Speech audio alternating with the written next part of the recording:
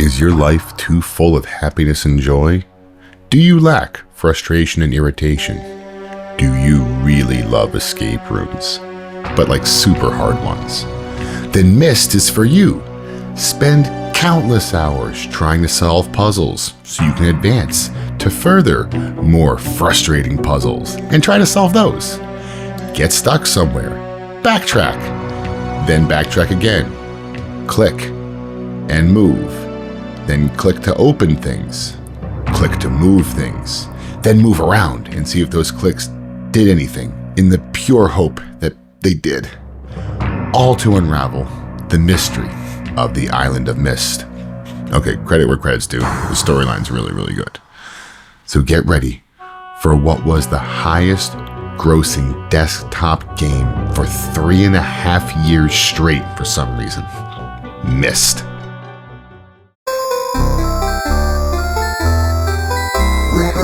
Recall.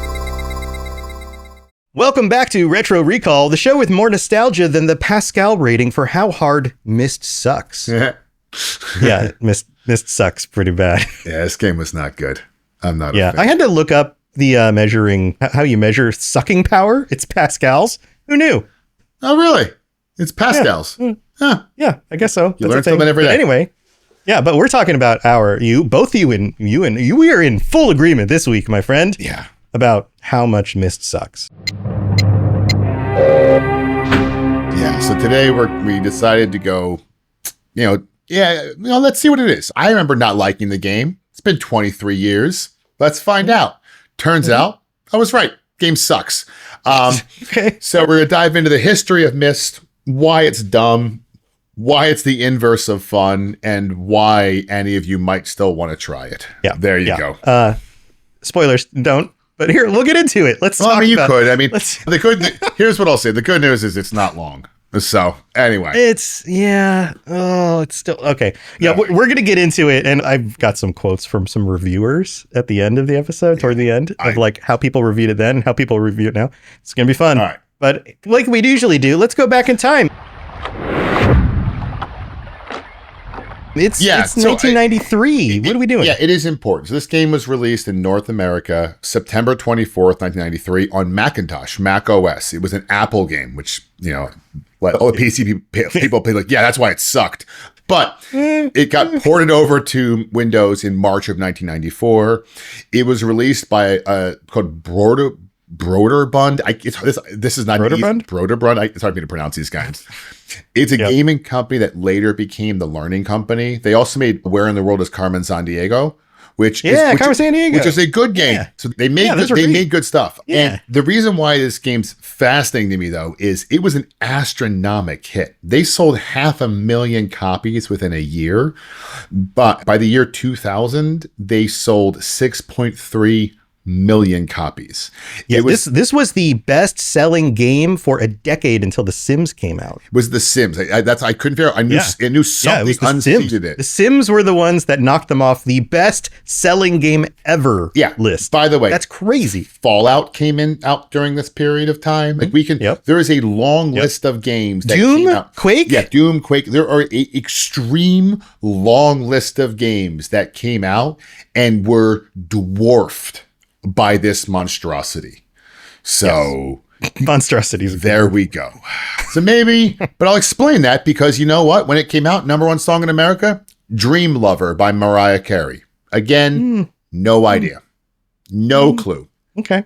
I will say though, exact same day, Chaos AD by Sepultura, which I was actually listening to Refuse Resist this morning.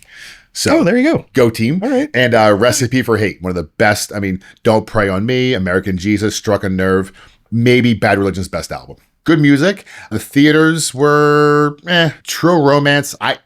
People really like that movie. I'm not one of them. Much like Dazed and Confused, I don't care for it, but I know some people really love it. But Striking Distance, that was terrible. What is? I don't remember. Striking Distance is Bruce Willis and Sarah Jessica Parker. It is terrible. It is real bad. Look at Bruce Willis on a boat. I'm pulling up pictures here. Yeah, I think he's in the Coast Guard or something. Sergeant Tom Hardy denounces his partner Jimmy DiTillo Yeah. Robert Pastorelli. Yeah, it's not a good movie. It's not good. Yeah. I do. It's honestly one of my favorite right. things is doing the research for this show and seeing that movie. Then I realizing that I've seen that movie and going and then going to YouTube to watching bits of the movie to see how bad was it. Oh, that bad. Oh, also The Program release, which is a football movie about a college program where everyone is on drugs. That too. Yeah. Well, you're not from Miami, but it was meant to be the U. It was a what if we made a caricature of what the U was in the 80s? That's what the program was about. It's pretty messed up. And it was stupid, but who cares? But anyway. Talking about stupid crap, let's get into Myst. So I just want to kind of set but striking distance, Dazed and Confused, True Romance, whatever Dream Lover by Mariah Carey is. These are the top things in the country. So we get Myst. I mean, it kind of fits in the group there. Yeah. All right. And there is that. So I'm going to give Myst some credit. Its premise is good. The idea of Myst is it's a puzzle game where you're meant to focus on moral choices and detective work. You find a book and you're transported to an island world. And there, the world is empty and you have to explore it by yourself. And while you're exploring, you discover these red and blue books in which these brothers are imprisoned within them. And you have to help them find the missing pages. So far, so good. It sounds like a great premise. And if you can find those pages, you can free them. And everywhere you go, you have to solve mysteries and puzzles. And in the end, you discover the brothers who live there with their dead father and mother. And they each blame each other for how their mother and father died. And then you have to either help one or the other or neither in the end as you solve all the mysteries. So really cool little mystery thing. Clever. Yeah, and it's got a fun little plot twist in it. Yeah. I don't know if we want to spoil all the details there, but the truth is, honestly, people might be like, oh, it sounds interesting. Yeah, give it a shot. And it'll take a couple hours. Doing some research on this was actually a smaller story than what they wanted to tell, because this was based off of one of the two creators had already written about this like imaginary world where you could create, like this different race of people who could create worlds with their mind using these books and all of this stuff. And so they kind of pared it down to this one little story.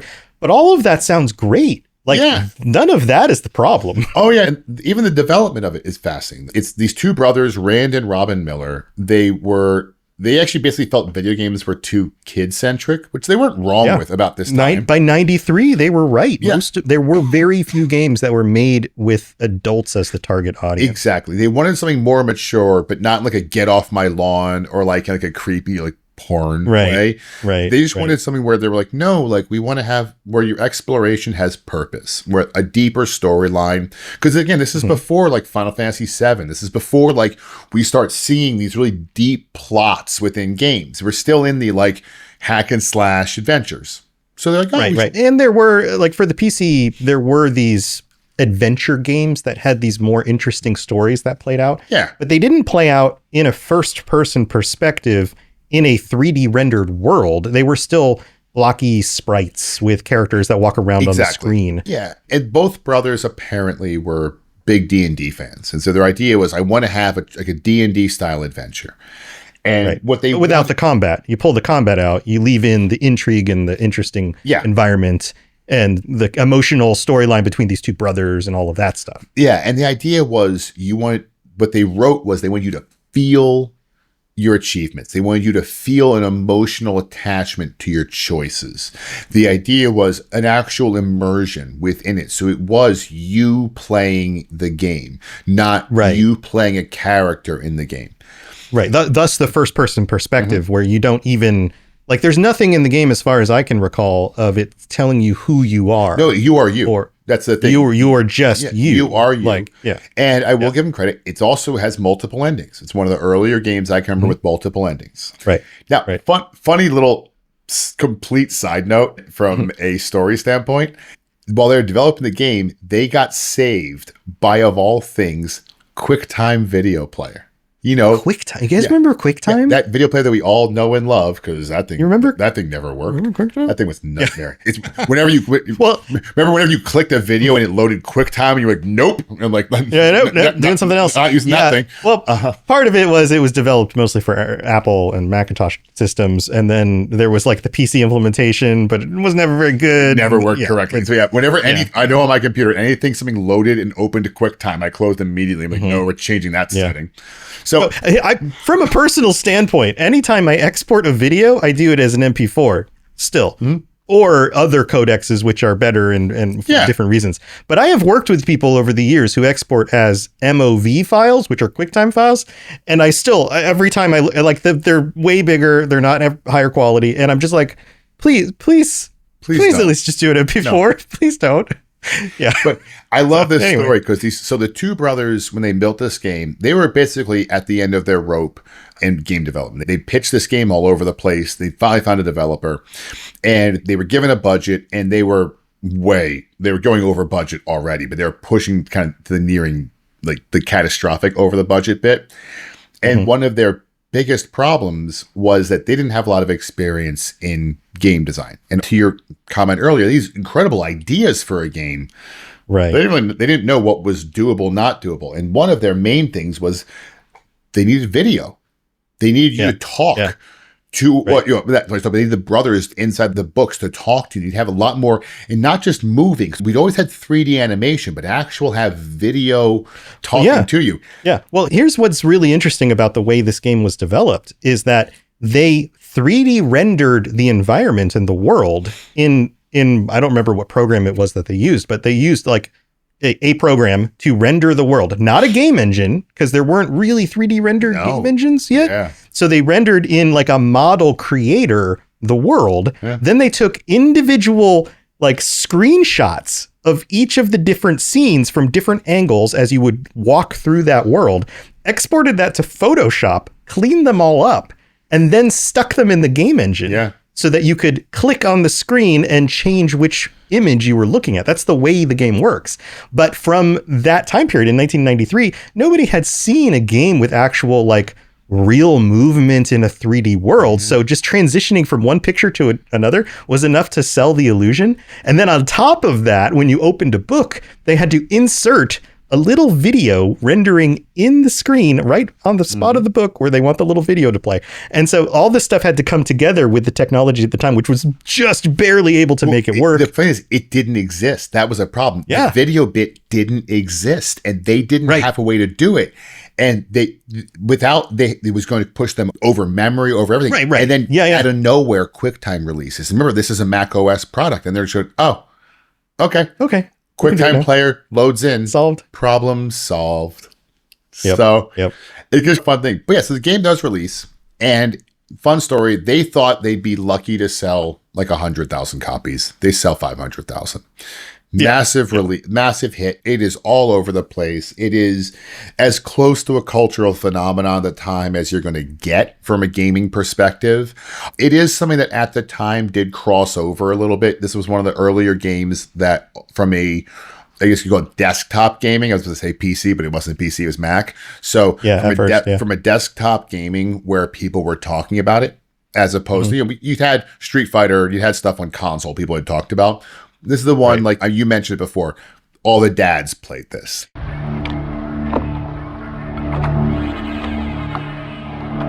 This was the thing. This is what I'm curious about, is do you remember when you first learned about Myst, or you first saw it? It would have been 93, so I would have been 12. So I would have been. You remember that? School-ish, yeah.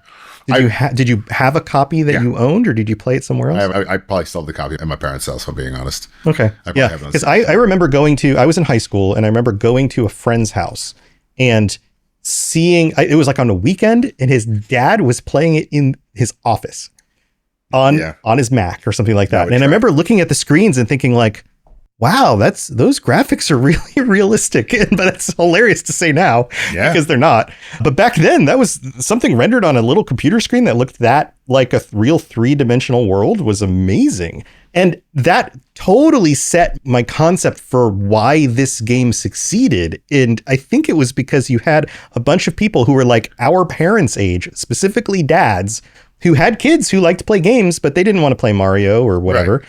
And then this comes out and it plays to their, like, first of all, it justifies the purchase of a $3,000 personal computer. Yeah.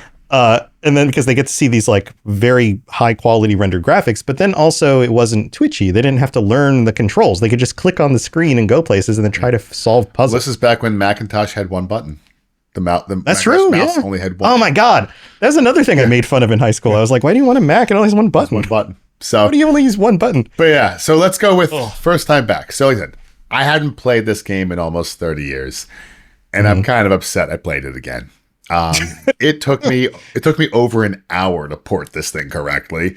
So here's the shortcut. Just like I figured out back when I tried Doom, this runs in a browser, and so I was like, I could find a file, download it somewhere, whatever, and get the good old games version for like, I don't know, 99 cents or something. I don't know, it's super cheap. But then I was like, wait a minute, is it? Oh yeah, okay. So I was like, wait a minute, is this just run in a browser? So I did a quick search, and of course there are multiple sites, and the first one I clicked, it just loaded right up, made it full screen, everything worked. And I was like, oh wow, okay. Yeah, there've been a few versions of it, so I actually was able to find the original with the original graphics. So I wanted to see that one. Yeah, this was like the original PC release. Yeah. So not the Mac release, I don't think. I don't know. What I will say is I loaded it up, the opening scene, whatever, and then like the first bit, where the first sounds start clicking through as I click, and all the memories come back, and from like the little happy place I'd locked them away in, so I wouldn't think about this horrible game ever again. And here they are, they were all back, and it was, oh God, this is traumatic for you. This game. I forgot how much I did not like this game until I played it again, because I was like, okay, I thought I hated Myst. No. I really hated Myst.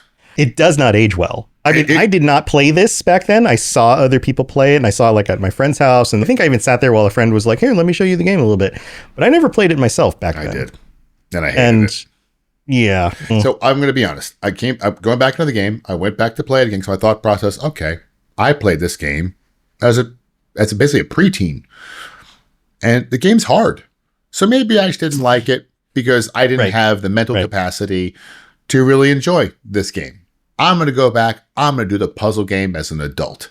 I am smart. I can do this. Now, the game sucks, and let's talk about this. Yeah. But let's talk about it. It does have some redeeming qualities, and we'll talk about that first. So we'll talk about the good. Now, I'll give you some good. First is the story's good. The Millers wrote a very good story. It's the point that it's such a good story that I'm not even going to spoil it. I actually want people who are interested in it to go play the game, or at least look it up themselves. I think the story's that good that I feel bad, despite hating this game. I would feel bad ruining the story for all of you, because it is probably the only redeeming quality of the game is the stories. The story and the plot twists in it are so good that I feel like an a-hole coming in here and ruining it, taking that little joy away from anyone else trying to learn about this game. And to its credit, it was good enough to launch a series of novels. A lot of the ideas. There are novels on this nightmare? There are novels. No, why? The story part's good. But you don't have to solve puzzles in the novels. They're not your adventure novels. Playing the game and being sad. Maybe. But they expanded the story in novels. They expanded the original story that they wanted to tell in the first game, which they couldn't do. It was like too ambitious. They followed it up with Myst 2 and Myst 3 and got to work in some of those elements. They added to the story. That's probably where they had the most expertise, because it definitely wasn't in gameplay. That part. No. Not at all. We'll get to that later.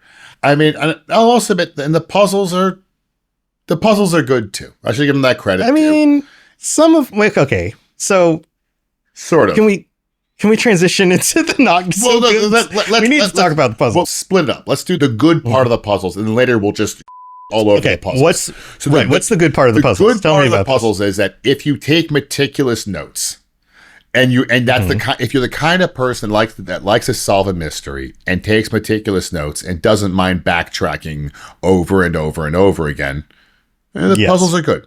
And right. So if you're a person who likes boring things, yeah, they're good puzzles. Yeah, because the puzzles are, you solve them and you're like, oh, but because they're not, they are hard, but they're not.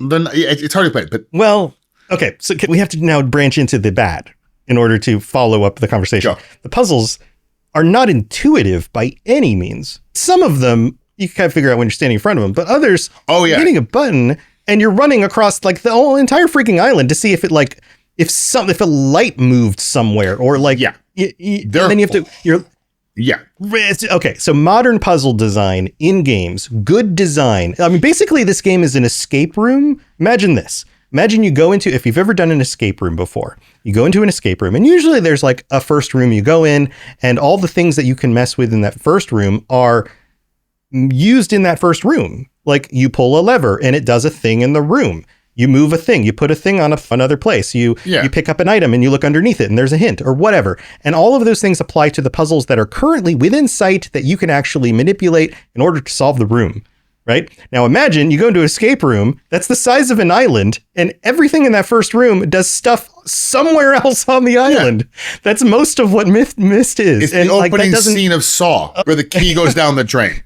Yeah. Right. And now you're like, okay, well, I know that a key is in a drain, but I have no idea what this has anything to do with anywhere else I'll go on the island. And there are no hints. There are no, like, it's rough. Like, good game design shows that when you do a thing, it does something else, and then you can follow the trail.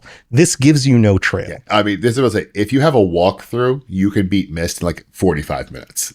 It's not that long, yeah. With no walkthrough. The length of the game is just hitting things. Yeah.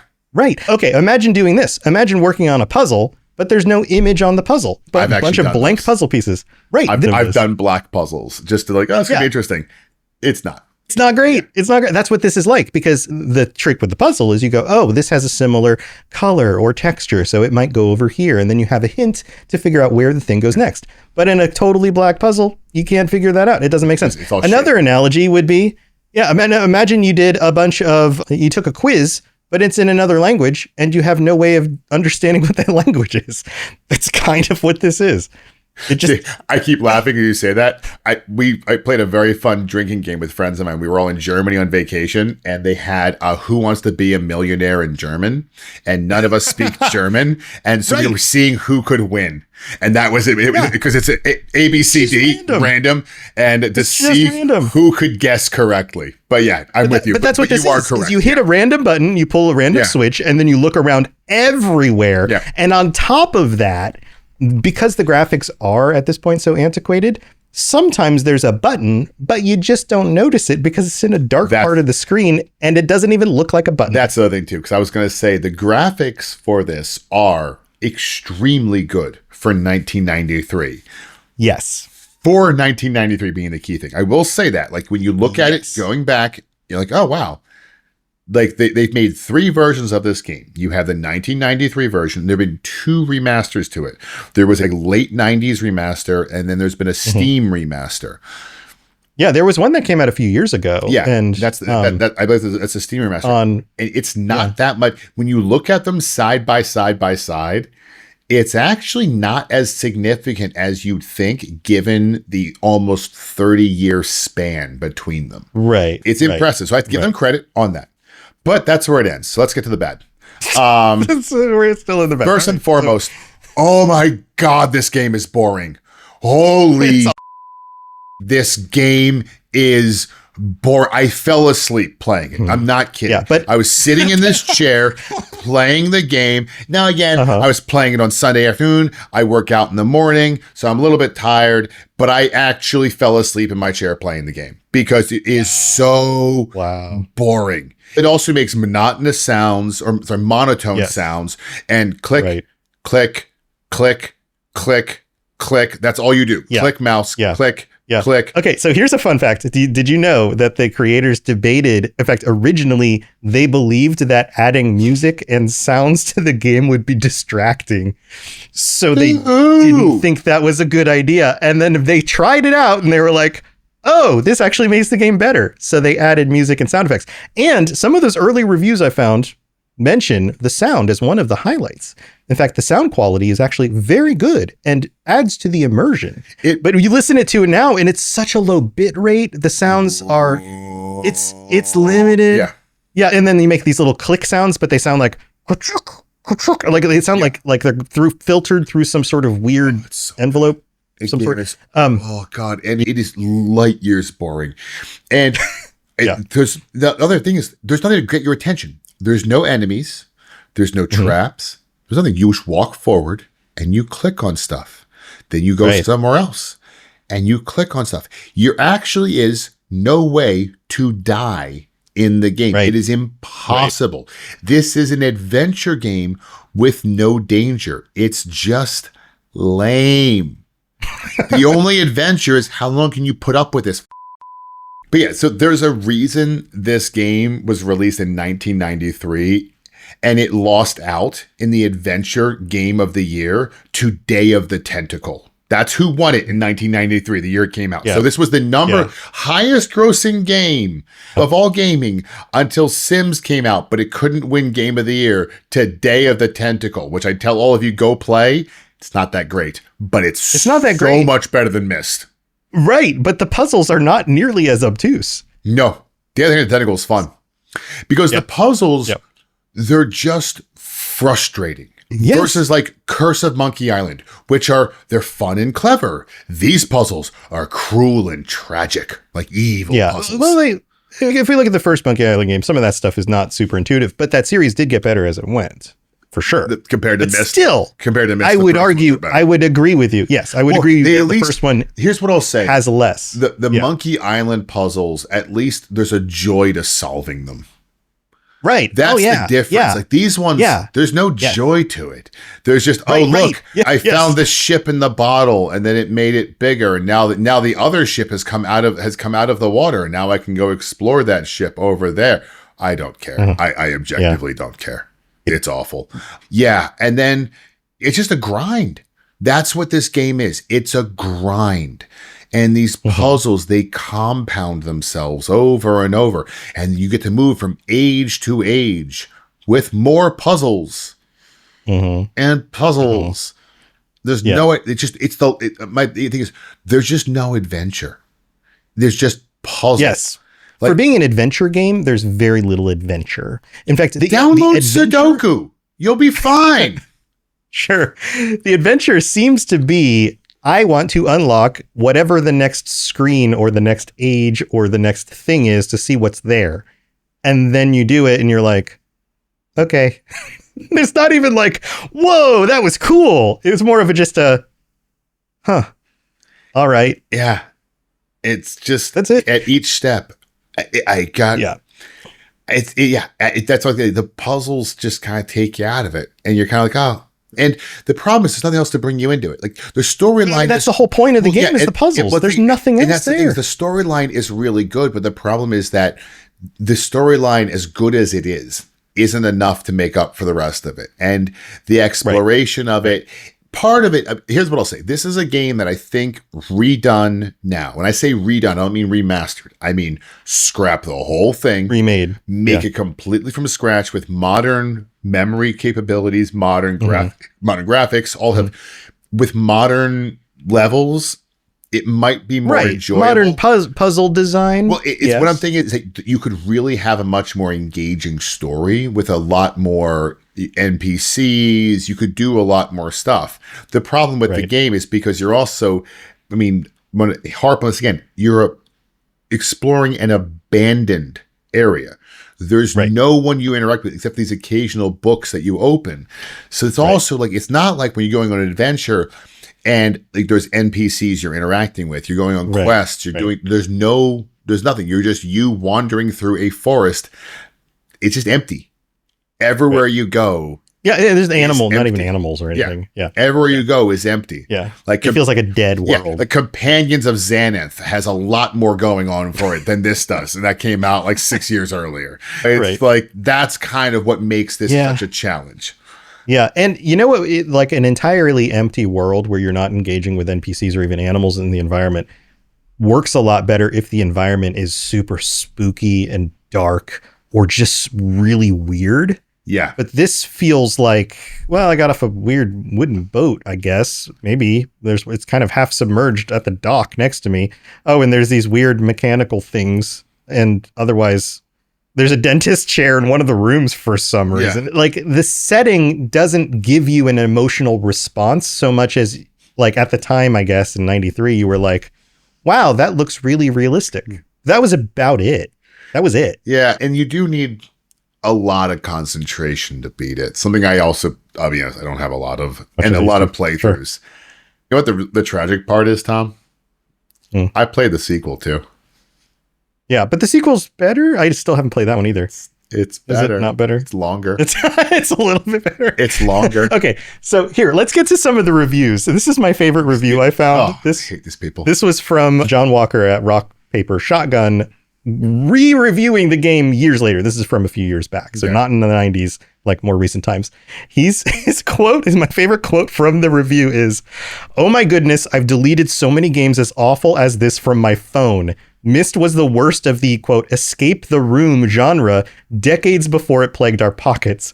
Travel to new age, and you'll never guess what. It's another collection of unexplained levers and dials and wheels and buttons, all of which must be pressed at random in an effort to discern what they might do. There's no direction, no sense to the path, no narrative flow. It's just a great big unlabeled remote control, and you're supposed to feel good about yourself when you work out which button changes the channel."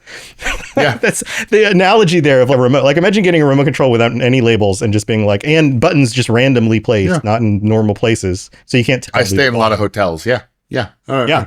Yeah, it's like that. But here, I did some other research, and I went back in time to reviews from the magazines, the few magazines that were out in 1993. What did the critics think when this came out? Computer Gaming World, better known as CGW a number of years later, wrote, was the magazine of this specifically, Computer Gaming World was the magazine of record for PC games in the early 90s. In November of 93, they provided one of the earliest and most influential reviews on the Macintosh version. And these might explain why this was so popular, maybe. Critic Charles Ardai praised the startlingly beautiful graphics, but noted the high system requirements. He famously described the experience as being trapped in a beautiful painting. That's not a review. That's a summary of the review. No, but that's still, no, that's not a review. Being trapped in a beautiful painting is not a review of a video game. We went over this with a Battletoads Nightmare, where people were like, yeah, it's difficult, but it was challenging, but not impossible. No, it was impossible. You didn't play the game.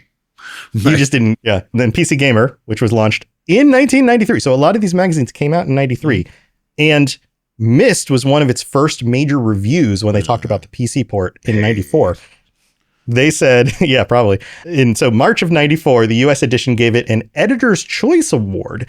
While they loved the atmosphere, the review is notable for discussing whether the slideshow nature of the movement would frustrate fans in more traditional Twitch-based games. So at least they had a sense of like, but this is kind of boring, right? Yeah.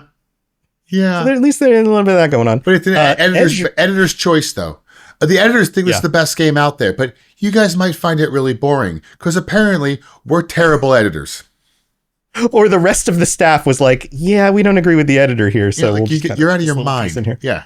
Right. And then the third one I found was from Edge magazine in the UK, who are known for a critical and intellectual approach. Each of these magazines had kind of their different audiences, you know, and they reviewed the Mac version in the fourth ever issue in January of 94. This was like a boom time for new video game magazines. Yeah, makes sense. This is like the pre-zine era, but we're getting there. Yeah. Yeah. They gave it an 8 out of 10, focusing heavily on the technical achievement of the pre-rendered environments and the integration of QuickTime video. Fair. This one feels the most fair to me. That's the only one who they called it out. It is a beautiful game and honestly, and well written. If you said that, hey, well written, beautiful game. You know what, man? Right. You're right. Good review. But the other one, you're out of your mind. Now, this totally makes sense for my premise of why it was popular. And it has to do with if you're a 40-year-old dad, you know, if you're somewhere in your late 30s to mid 50s or whatever, and you've spent $3,000 on a PC, on a Mac, and you want to get your money's worth. You want to find all the experiences that are possible with that new machine that you've never owned before. Yeah. And then when somebody shows you these graphics and full motion video in a video game that doesn't require you to memorize buttons, you go, I'm buying that. And then you buy it and you look at the pretty graphics and you go back every week or so and try to figure out the puzzles and get frustrated and then leave and go back. When I built the rig I'm talking to you on, I put a 3070 GeForce in this thing, put a brand new processor and stuff, and I went and I played Cyberpunk, and it was very enjoyable. Right. It's exactly the same thing. Enjoyable. Right? Like the difference is, but Cyberpunk's fun. Right. Yes. So the games that we're playing to go, whoa, look at these crazy new graphics. This is great, are actually also enjoyable. But back then, maybe not so much. It was still just impressive that you could put a video in a video game. Yeah. Video game. But anyway. Video killed the video game? No. Who killed the video game? So any other thoughts before we take a quick break? It's just that Myst isn't a very good game. Anyway. Myst sucks. But we'll be back in a minute because we got to talk about our conclusion here. And we've got some more comments to respond to. So don't go anywhere. We'll be right back. Catherine, my love, I have to leave quickly. Something terrible has happened. It's hard for me to believe. Most of my books have been destroyed. Catherine, it's one of our sons. All right, John, we're back. What did you think? I think we probably know what we think here. I didn't care much for it. In case it wasn't clear to anybody. In case it wasn't clear, I didn't care much for this game. I found it less than enjoyable. Here's what I'll say. We'll put it this up. I always like to say, was it fun and who should play it? Was it fun? No. Who should play it? There are people out there who have patience and maybe enjoy blank puzzles. Yeah. To be fair, if I realize you can play it in a browser, you know what? If you guys listen to the show and you want to give it a swing, give it a swing. It's boring, but the ending is cool. Boring. And if you do the walkthrough, it's cool. You can also pull it on YouTube. It's cool. Pull up a video. It's a game. It's okay. So this is firmly in that, like, if you're interested in gaming history, this is like, if you can put yourself in the mind of a 40-year-old dad and just be amazed by the graphic quality and the fact that they added video to a video game, maybe check it out. Here's what I'll say. Did you play BioShock, but really found it scary and didn't want to have any enemies around? This is the game. This is the game for you. That's how I would put it. If every first-person shooter just made you too anxious, Myst. Right. Yeah. So you take out all the fun things from BioShock. Yeah. It's not scary. There are no enemies. You can't die. You don't use any weapons. And the puzzles are harder and don't make any sense. Bingo. Then you get Myst. That's the formula. We figured it out. Okay. Success. All right.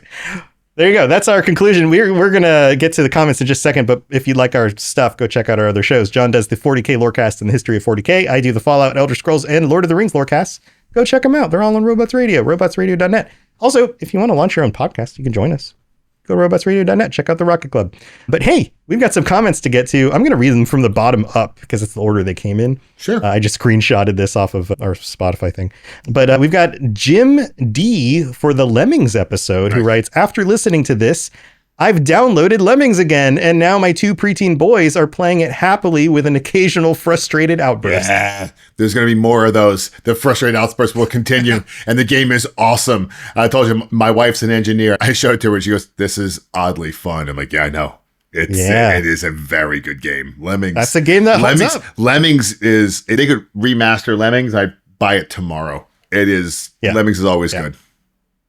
Yep. Another Lemmings comment comes in from Sagoth G. I'm not sure if that's a name or I don't know words. Interesting information. Never thought about that. I don't know specifically what you found interesting about the Lemmings episode, but I'm just going to imagine that it's the entire episode. So thanks. Yeah. Lemmings was great. Again, I'll keep pointing out Lemmings. Fantastic. Yeah. Now, Paul P. from the Doom episode has a question for you, John.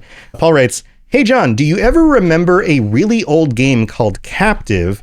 I've wondered if the real progenitor of the first-person shooter was this game. If my memory serves me, it was on both Atari ST and Commodore Amiga back in the day, and it was a turn-based first-person style game. One of my favorite games at the time, but very hard and way too many levels. Check it out if you have time. Great show, guys. Thanks, Paul. Yes. So Captive is a very, very old dungeon crawler, and it's interesting. Yeah, this is ancient. It's it probably is a progenitor of the first-person shooter, but it's missing a lot of bits. It's the same way, like, there are games that came before Warcraft for RTS that were close, but Warcraft brought in, like, right-clicking. They brought in enough of the extra bits to really bring it over the edge. So, like, Captive... Yeah, Doom 2 was close, but Warcraft did a little bit better at certain things. So like, Warcraft... But in the case like first-person shooters, you have Captive. There's a few games come before it. Wolfenstein 3D is your first big one, and then Doom went, hello, universe, here's our game. Right. But right. yeah. I looked into this a little bit after seeing it. It turns out that there are a number of in fact, the earliest first-person game, not the first-person shooter, was actually in the late 60s, which is crazy to think about.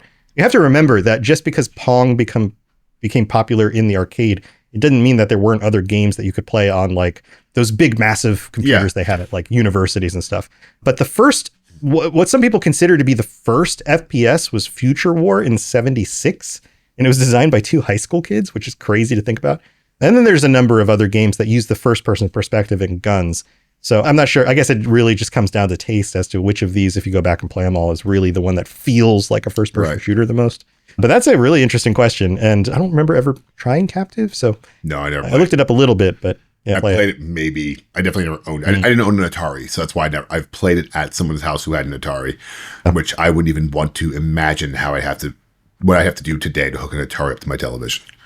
Yeah. I wonder how the emulators work with Ataris. I'm sure you can do it, but if you did it emulator wise, rather than a TV, you'd have to have some sort of like it's going to be adjusting the signal into HDMI or something. Yeah, or just get an old CRT. We got one more. This is from the Warcraft episode by Jack P, who writes, I liked the little snippets of them playing the game from the earlier episodes. It gave a little immersion, which set the podcast apart from similar casts. Just my 2 cents. Yeah, we appreciate that. Like, the earlier episodes were done with video primarily in mind, and then we migrated to doing only audio. And just from like a genuine, honest transparency standpoint, that was a lot more work than doing audio podcasts. And so we've still been playing through the games, but going back and just editing in what eventually became basically the same reaction every single time, which was either, that sucks, or, hey, that was cool. It's like kind of got redundant. So yeah, we can look at some ways to add some of it in. I'll try. Maybe we can add in some more of the game sounds into the podcast with that. Maybe we can edit some of that stuff back in. For Myst, maybe we'll edit in some clicking of a single button mouse. Yes. Over again. But yes. Well, I appreciate the feedback, Jack. And thanks for everybody commenting. And please feel free to comment on Spotify. Join us on the Discord. Comment on there. You can put comments on there. And if I catch them for the episodes, then I'll drop some in. But that's going to do it for Myst and how much it sucks. Yeah. But what are we talking about next? Next week, just to prove a point that I don't hate puzzle games, just that Myst sucks, we're jumping back into a fun jaunt. Monkey Island 3, a game that's actually fun, enjoyable, where you do puzzles that you enjoy doing, and when you solve them, you get happiness. The game is funny, and it's made by LucasArts, which is, I get to spend a bunch of time talking about that wild studio who made 2 things, and both of them were good, actually. Well, the Star Wars games were mostly good. They were mostly good. Yeah. Not all of them. Also, it had a unified art design. Yeah. It was actually funny. Oh, yeah. The world made sense for like the things you were doing in it. Yeah. Oh, Monkey Island is funny. Monkey Island is great. And if it didn't make sense, it was because it was part of a joke. Yeah. And we're doing Monkey Island 3 because it's just, honestly, I think the best of them. That's the only reason I chose it. Monkey Island 3 is just, I think, the best. I haven't played that one. I definitely played the first 2. 1 and 2 are both good. One's DOS. Like hardcore DOS. Yeah, Like very DOS. 2's good, but 3's where they really were like, all right, 3's good. I think 3 might have been on PlayStation 2 for some reason, if I'm not mistaken. And then 4 wasn't half bad. But yeah, I've played all of them. I'm a big fan. But yeah, so we're going to do that. So we're actually next week, we're going to solve puzzles for joy. So it will be happier. Yeah. It'll be a good episode as opposed to a grumpy episode. Yeah. All right. Well, you all have a wonderful week and don't go play Myst. Right. We'll see you next time. Bye.